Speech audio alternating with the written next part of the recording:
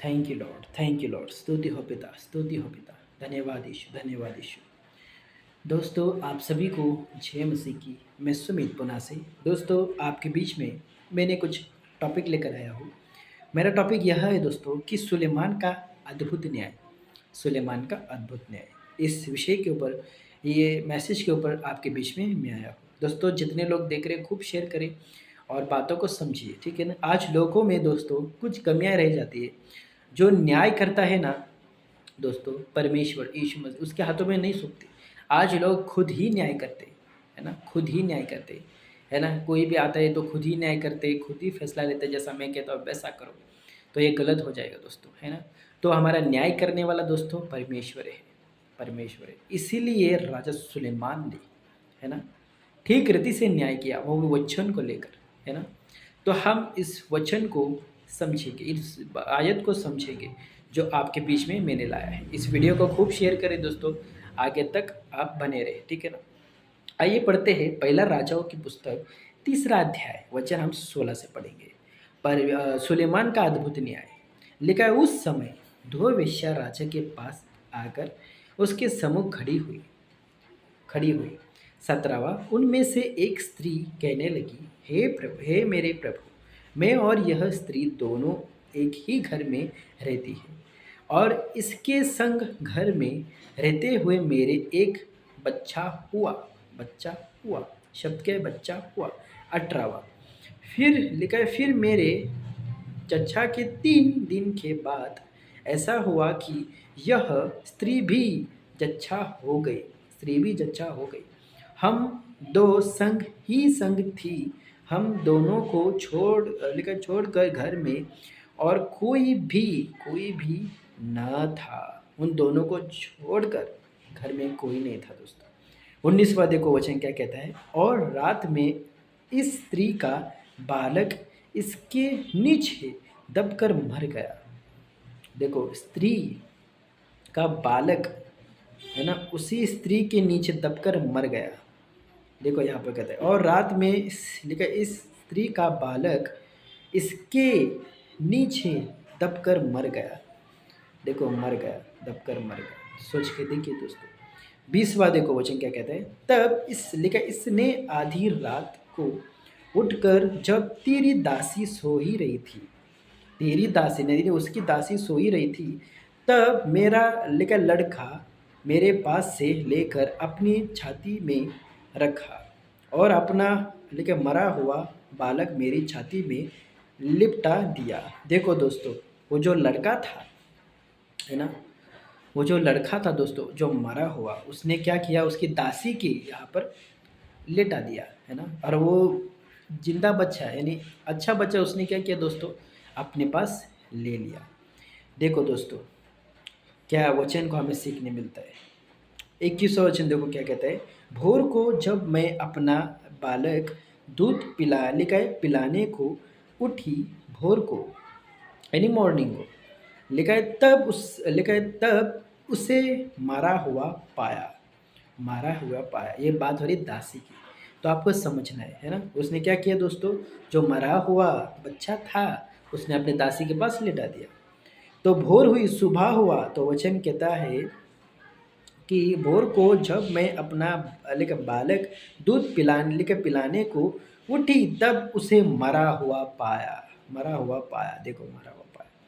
आगे बढ़ते हैं, लिखा, परंतु भोर को मैंने लिखा है ध्यान ध्यान से यह देखा कि वह मरा, लिखा मेरा पुत्र नहीं है। मैंने ध्यान से देखा, यानी वो स्त्री ने क्या कहती है, ध्यान से देखा कि वह मेरा पुत्र नहीं है, मेरा पुत्र नहीं है, कहता है।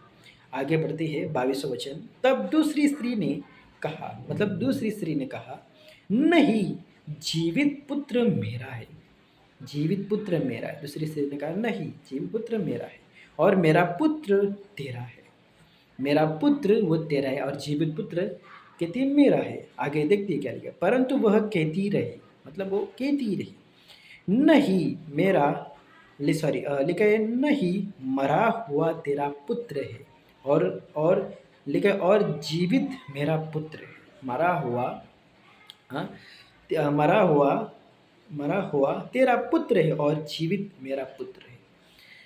दोस्तों देखो, और इसके बाद राजा सुलेमान इन दोनों के बीच में कितने अद्भुत तरीके से न्याय करता है, वो भी वचन को लेकर। देखिए दोस्तों, हम इसके हम आगे जाते हैं दोस्तों। जो दासी थी दोस्तों, वो सो रही थी, लेकिन जो मरा हुआ बच्चा है ना, उसके पास उसने लिटा दिया, और वो अच्छा बच्चा उसने क्या किया दोस्तों, अपने पास रख रख दिया। तो देखो दोस्तों, में दोनों में कितना वाद विवाद होता है। हम आगे बढ़ते हैं, लेकिन परंतु वह कहती रही, नहीं, मरा हुआ तेरा पुत्र पुत्र है और जीवित मेरा पुत्र है। यह वे राजा के सामने बातें करती रही। राजा के लिखा है, राजा के सामने बातें करती रही, वो स्त्री करती रही, है ना। किसके सामने? राजा सुलेमान के सामने बातें करती रही। 23वां, तब राजा ने कहा, किसने कहा? सुलेमान ने, राजा सुलेमान ने कहा, एक तो कहती है जो जीवित है वह, लेकिन वही मेरा पुत्र है और मरा हुआ तेरा पुत्र है। एक तो कहती है कि जीवित, लेकिन जीवित है ना, लेक तो कहती है जो जीवित है वही मैं, लेकिन मेरा पुत्र है और मरा हुआ तेरा पुत्र है। मतलब दोनों आपस में क्या कर रहे हैं दोस्तों, मतलब लड़ रहे हैं, है ना, आपस में कह रहे हैं कि ये जो मरा हुआ तेरा है और जीवित मेरा है। दोस्तों देखो, बातों को समझिए क्या कह रही है। आगे देखो, 24वां वचन कहते थे, क्या कहता है, लिखा है, फिर राजा ने कहा, राजा सुलेमान ने कहा, देखिए क्या कहा, मेरे पास।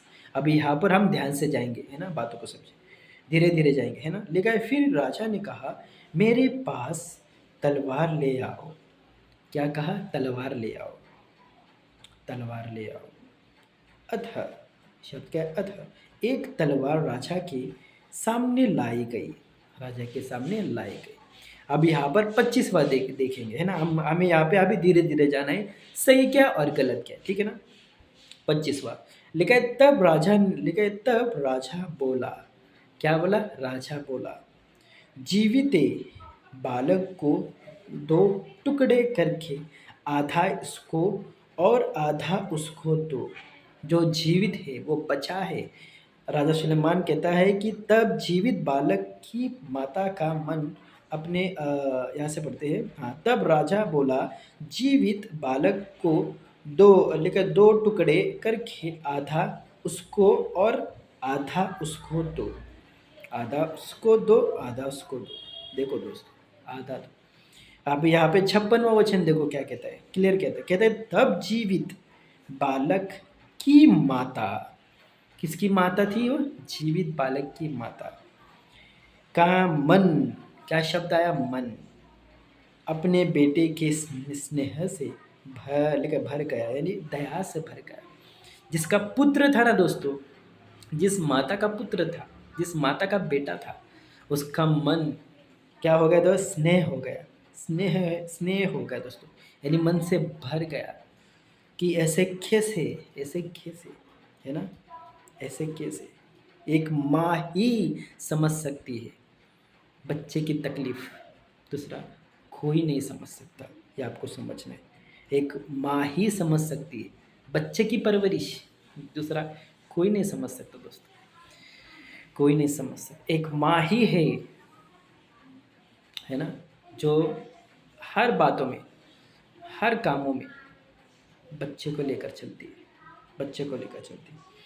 तो दोस्तों देखो क्या लिखा है, 56वां वचन, तब जीवित बालक की माता का मन अपने बेटे के स्नेह से भर आया, और उसने राजा सुलेमान से कहा, आइए देखते कहा, हे मेरे प्रभु, जीवित बालक उसी को दे, परंतु उसको किसी भांति न मार, उसको किसी भांति ना मार। तो बचाने वाला कौन है दोस्तों? माँ ही अपने बेटे को बचा सकती है। आपको समझ में आया दोस्तों कुछ? माँ ही अपने बेटे को बचा सकती है, दूसरा कोई नहीं बचा सकता। वाह, थैंक यू जीसस। तो आपको समझना है दोस्तों, क्या कहा उसने कि क्या कहा दोस्तों, यहाँ पर देखो वचन क्या कहता है, कहता है तब जीवित बालक की माता का मन अपने बेटे के स्नेह से भर भर आया और उसने राजा से कहा, हे मेरे प्रभु, जीवित बालक उसी को दे, परंतु उसको किसी भांति ना मार, किसी भांति ना मार। थैंक यू लॉर्ड, भांति ना मार। तो ये आवाज़ सुलेमान को आई, राजा सुलेमान को। देखो क्या कहते हैं, दूसरी स्त्री ने कहा, देखो दूसरी स्त्री ने क्या कहा, देखो, वह न तो मेरा लेकिन मेरा हो और न तेरा, वह दो टुकड़े किया जाए। तो यहाँ पर पहली स्त्री ने क्या कहा, आपको समझना है दोस्तों। पहली स्त्री ने क्या कहा, हे मेरे प्रभु, जीवित बालक उसी को दे, परंतु उसको किसी भांति ना मार, ना मार, ना मार। और दूसरी स्त्री ने क्या कहा, कहती है कि वह ना तो मेरा लेकिन मेरा हो और ना तेरा, वह दो टुकड़े किया जाए। तो तरस किसको आता है दोस्तों? ऑफकोर्स माँ को आता है, माँ को आता है। Thank you Lord. जो इसने कहा, जो स्त्री ने कहा दोस्तों, जो स्त्री ने कहा, ना उसका ना मेरा, बीच में से बच्चे को ये करो, काट दो, सीधी बात, यही तो कहा।